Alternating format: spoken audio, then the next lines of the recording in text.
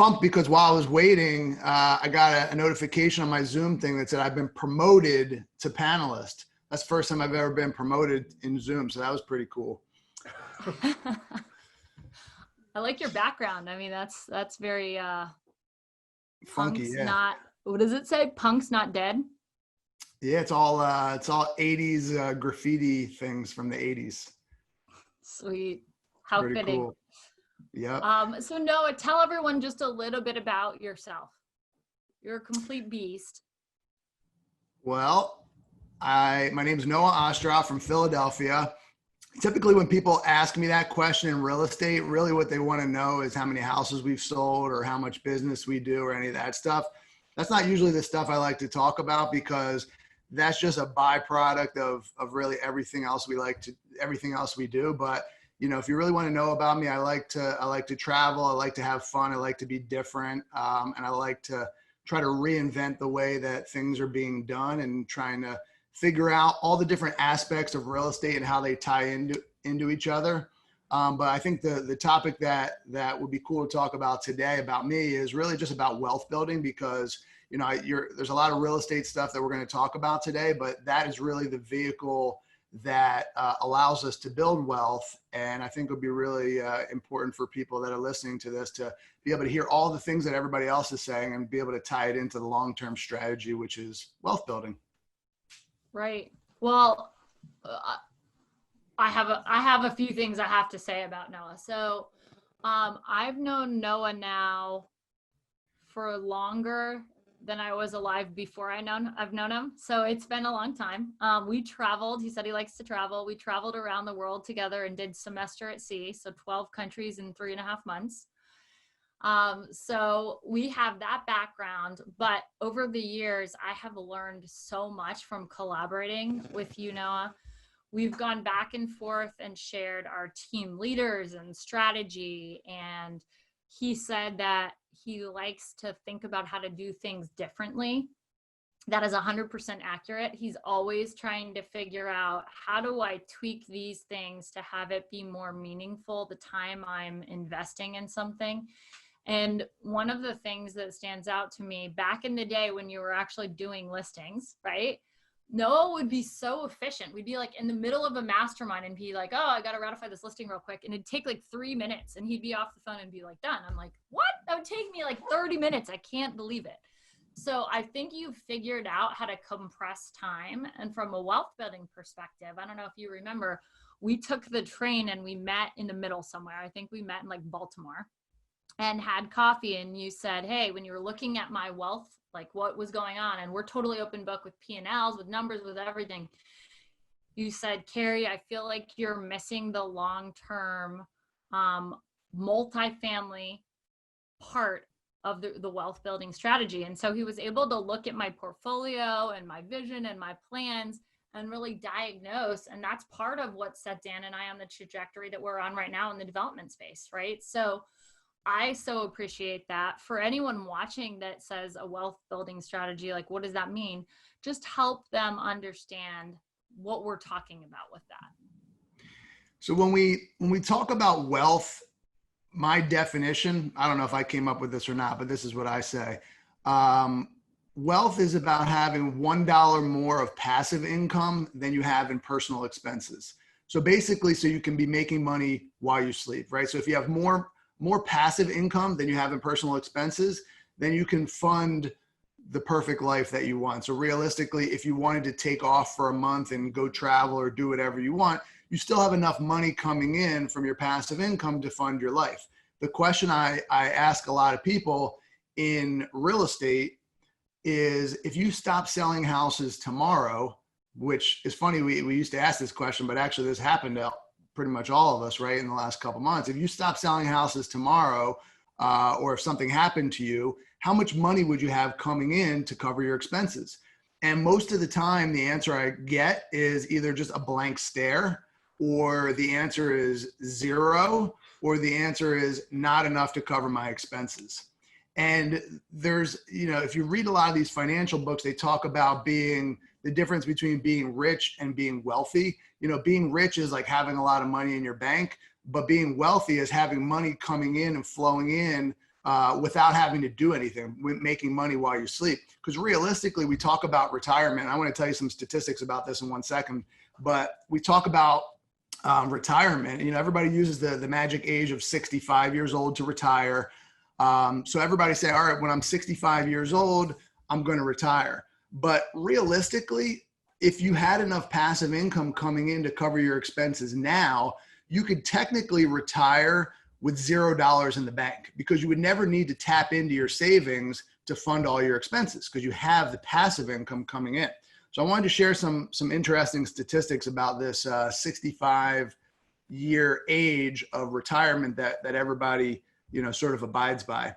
So these are some statistics. I have no idea where they came from. They very well could be made up, but they're very interesting. So 36% of the people never make it to their 65th birthday. So everybody's planning for retirement.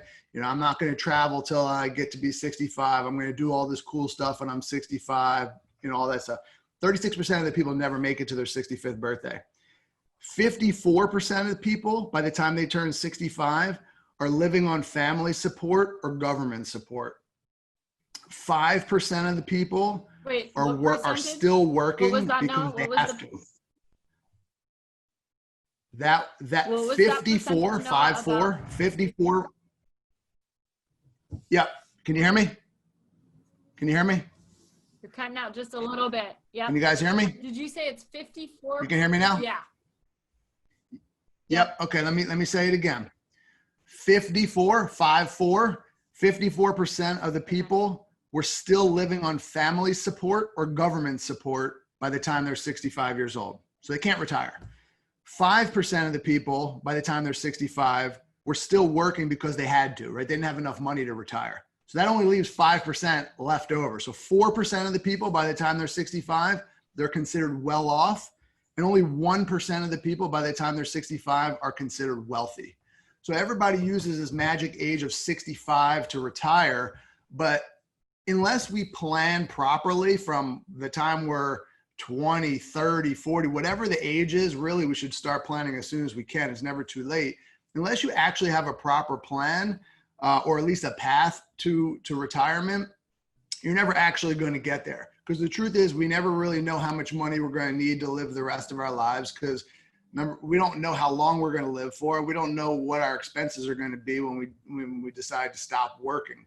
So if we know how much money we have coming in passive income before the next year ever starts, we can obviously manage our lives around that. So I'll leave that there for right now. We can dive in deeper. Those are pretty alarming statistics. Actually, I wouldn't have guessed 36% of people don't make it to their 65th birthday, but it makes you want to seize the day, which is kind of, I think a lot of people right now are feeling that way with Corona, right? Like, wow, I've been trapped in my house. I haven't had the same opportunities that I normally would in the world. And so I think we're going to see a lot of people. We're already having a huge uptick, as an example, in people reaching out about new construction because they want to design the exact house. So if they're ever stuck there again, they're happy. So when you think about the ways that people who are listening can generate that passive income, let's imagine we have somebody who's listening that's like, okay, I have zero. I'm in the category where I have zero passive income and I don't have wealth. And I am, Jose just said this a little, it's overwhelming, right? Where would you tell them to start? So it's never too late to start, whether you're 20, 30, 40, 50, even 60 years old. It's never too late to start doing this. So the first thing is to just start to think of yourself as an investor. So here's where I would start. Figure out what avenue you want to invest in. So actually, let me take a step back from this. So figure out what the end game is going to be for you. So that could be figuring out what revenue streams you want to have. So from the outside, I always tell people, from the outside, it looks like I'm playing the same game as everybody else. Let's just try to see how many houses we can sell, who can sell the most houses. That's actually just one piece of my overall strategy. Selling houses, the real estate team, is just one income stream that I have. Owning the brokerage is another one. Title company, mortgage company, insurance company. These are all different income streams. Other businesses that I have. I do development. That's another income stream. I do, and then with the end game to all of that is the rental properties that I own, which is the passive income, right? So take your job, whatever your job is, whether, are most of the people on this call real estate people, Keri? Yeah. Yep. Okay. So take your job, if you will, which is selling real estate or whatever it is you do for a job. That's your job. That's the thing that you come and do every day. That's how you make your money. Then take that money and move it into step 2, or you can skip this step, but for me, step 2, which is the development stuff. So whether you want to do one flip a year, a new construction flip, or a renovation or something like that. If you're in real estate and you're a real estate agent, you have opportunities that most other people don't have, right? You have the access to the information that everybody else wants. So take advantage of that, right? You're selling other people, you're telling them how great of a deal this is and they should buy it. If it's truly that great of a deal, you should be buying it as many times as you can afford to buy it. And if it truly is a good deal, there's always going to be somebody that's willing to put up the money or invest in that. So take it from stage 1, which is your job, which is where you make your money, to stage 2, which is doing one flip a year or 2 flips a year, however many you're going to do that you feel comfortable with that you can get the money for. And then you take that money, which usually comes in larger chunks, and you move that into the long-term wealth building stuff, which is the passive income, which is the rental properties. So with the rental properties, same as with the flips, you have to just find what you like to do, whether it's you want to buy an existing building that already has cash flow coming in, whether you want to buy a property that you can put a tenant in, whether it's single family, or whether you want to do a renovation or new construction and build multifamily and build the multifamily properties or mixed use properties or whatever, or even commercial properties that you can have tenants in that are paying you money every single month.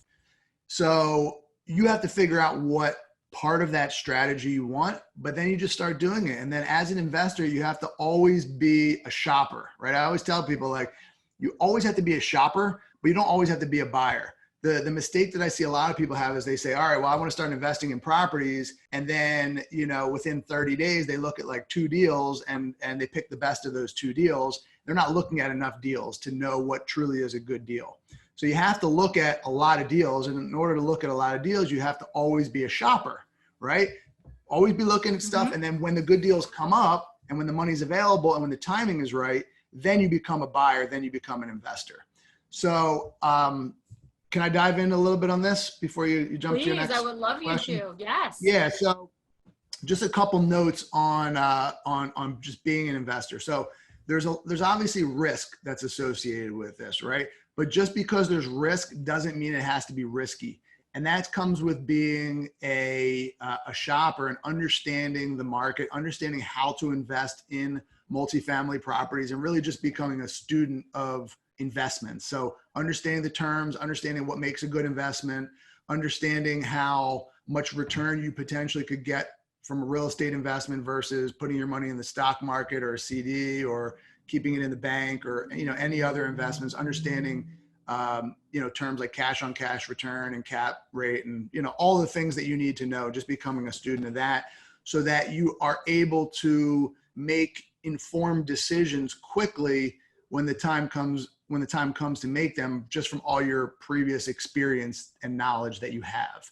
Because if you don't have that knowledge and experience, when a good deal comes along, you're not really going to know whether it's a good deal or not. And most of these good deals, you have to act quickly. So, and then once you learn how to minimize your risk, you can greatly increase your returns because you're going to be doing things that other investors aren't doing. So educating yourself is very important. Investing also requires action. You have to be willing to take action when a good deal comes along. You can't sit there for too long and analyzing it. You have to be able to, quickly do it on the back of a napkin, theoretically, which is, just coming from your ability to understand how to do all this stuff. But successful investing obviously requires the right action. So before I jump into more stuff, we'll stop right there. I'm going to ask the people watching, if you guys have a question, and I know there's a couple unanswered questions that we're going to come back to at the end of the session, but, and I appreciate your questions. If anyone has a question for Noah while he's talking, feel free to type it in. Noah, you mentioned education. Do you feel like one approach would be to talk to developers? Because you kind of want to study the past, right? And understand what has happened with the deals that have recently closed out so that you can predict the future.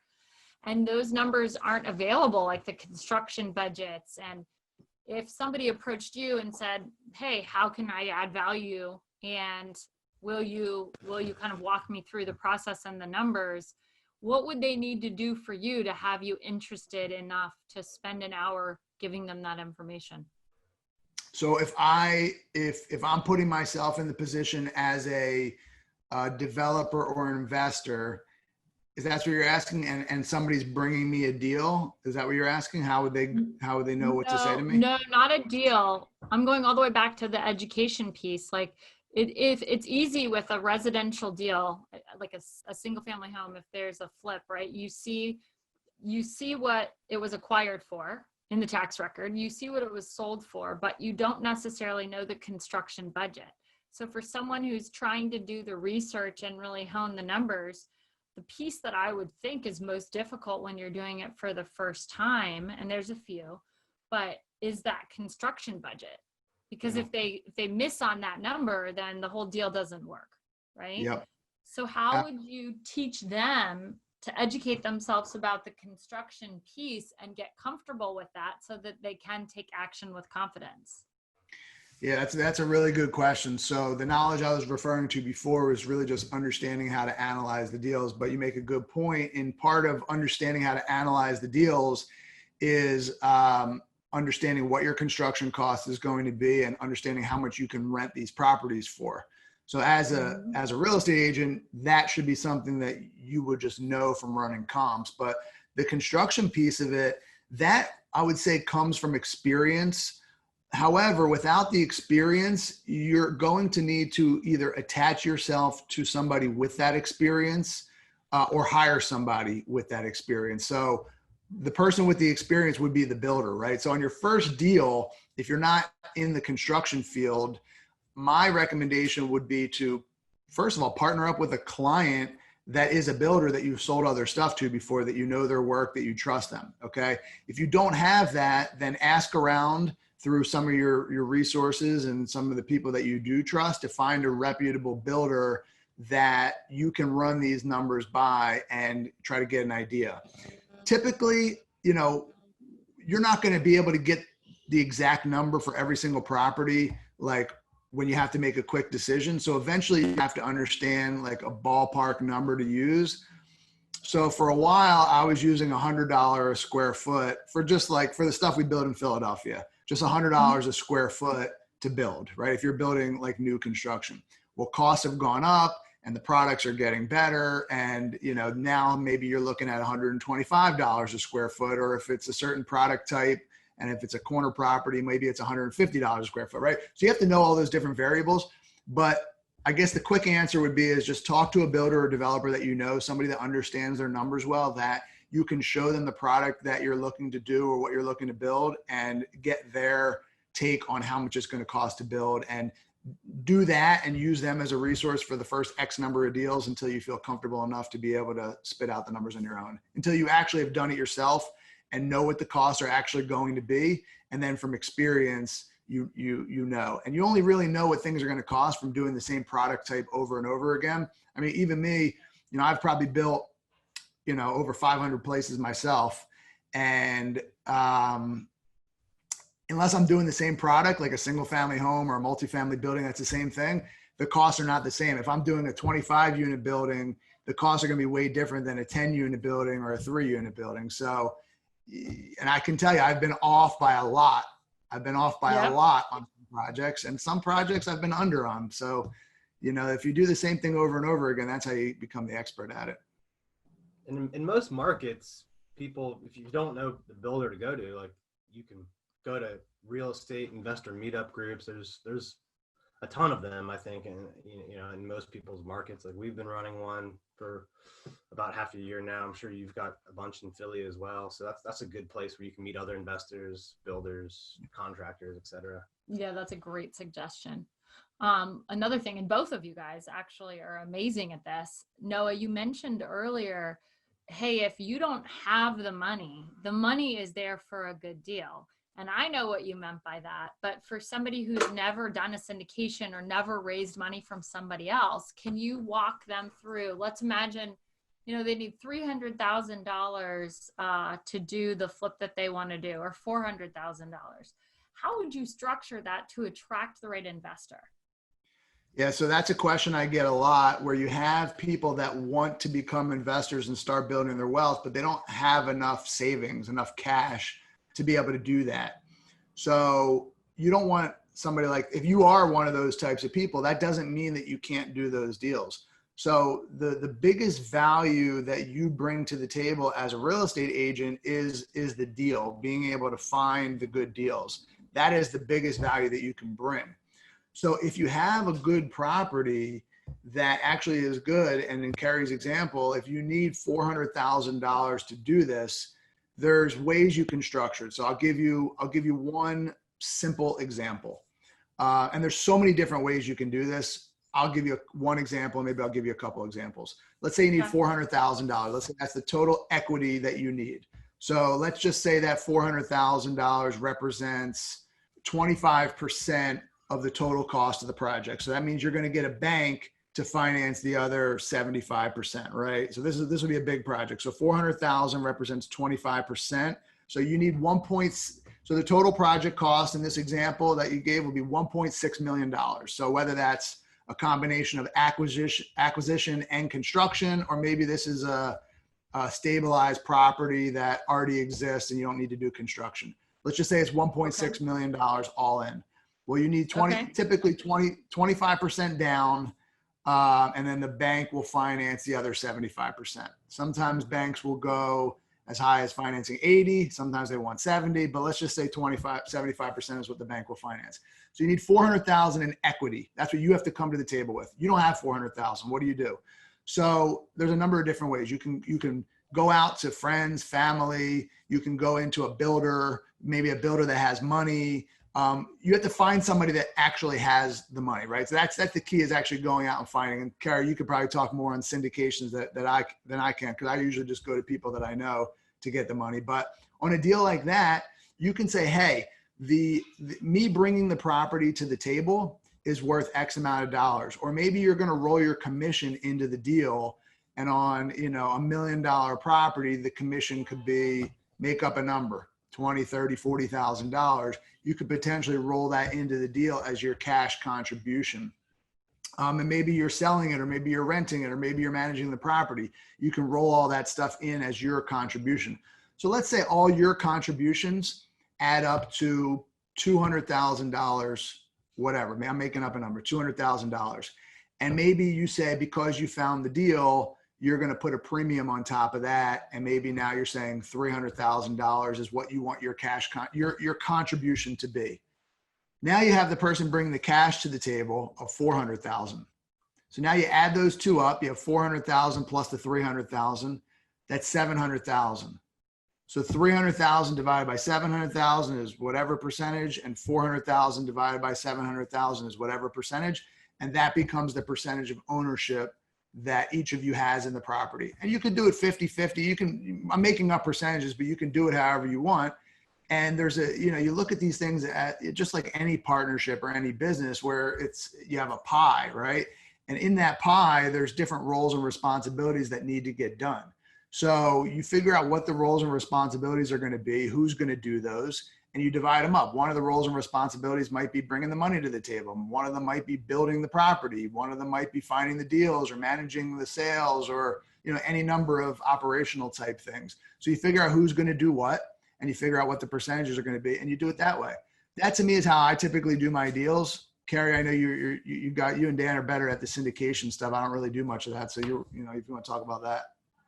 Well, you do so much development. I mean, and I feel like going to friends and family is how we started doing it. We just have structured it now, and Dan's the one who is the master strategist when it comes to how to structure it. But a lot of times we do a 15% preferred rate of return. And so it just outproduces what they could get in the stock market. So it becomes very easy to attract them to the deal. And that's that's the cleanest way that we've done it, and the simplest way to explain to investors. And then there's no ownership percentage or anything like that. So that's one way that I would approach it. And people are looking for another solution outside of the stock market for sure. I know that we're going to. If you can find somebody that's willing to put up the money, all the money or most of it, just for 15% on their money and no ownership, that's an amazing deal. I would do that all day as the developer. That would be great to have a partner like that. And we have many of them. At this point, we probably have 30 or 40 of them. It's just, I mean, it's a matter of how you present it. You know, everyone feels comfortable putting their 401ks and stock, you know, in the stock, and you look at what it's done since 2001, like it's averaged like 6% a year annualized. Yeah, there's easy ways to do it, which I like, and then there's complicated ways where there's waterfall structures and preferred, you know, returns and ownership stakes that have different waterfall structures. That is very complicated. I don't like the complicated. To me, I have to be able to make it the simpler the better for me. Completely. Well, I know we are going to run out of time here, Noah. If there's one thing that you would leave people with to get them moving towards generating, you know, multiple streams of income and wealth, what would that tip be? I see Rock just joined. I feel like I'm the opening act for Rock Thomas today.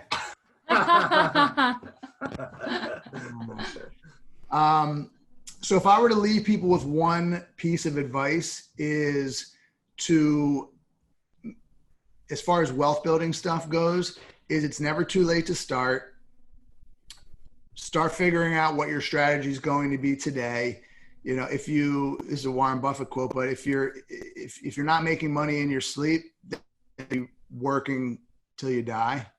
I think that was a quote, something like that. So figure out how you can make more money while you sleep. Figure out how you can have more passive income coming in. Come up with a plan, make it a long-term plan, keep chipping away at it, come up with a goal and say, hey, in 10 years, I want to have $100,000 a year in passive income, whatever, make up a number. That means every year you need to have increasing your passive income by $10,000 per year. That could be one property, that could be 10 properties. It doesn't really matter, but focus on the net income that you're going to be increasing your passive income every year and keep chipping away at it. It's a wealth ratio that we look at, right? Your passive income divided by your expenses, right? And you want to keep chipping away at that until it's 100% covered. So it requires effort. It requires you to always be shopping. It requires you to take action. And every single month, every single year, just keep chipping away at it and have a long-term perspective on wealth building, because wealth building is essentially the business that you're building for the future. It's not something that's going to happen overnight. It's something that happens, you know, later on in your business career. And it's something that you have to continue to chip away at every single day, every single month, and just take some action. Love it. Well, Noah, thank you so much for being here today. You are amazing, and it's good to see you. And hope to see you soon. And if people want to get in touch with you, Noah, what's the best way for people listening? Yeah, if you want to get in touch with me, just shoot me an email, noah@phillyliving.com. Love it. All right. Thanks, Noah.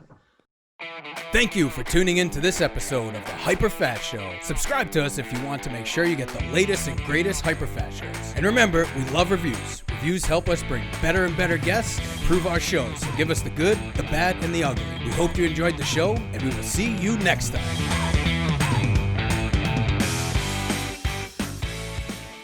Hey guys, thanks for sticking around to the end. I hope you enjoyed that video, and if you want to see more, click right here. And if you want 100 real estate tips from my best-selling book, click right here to download them instantly. And if you're new to this channel, click below to subscribe and turn on post notifications so you don't miss out. And leave some comments about what you think on the videos.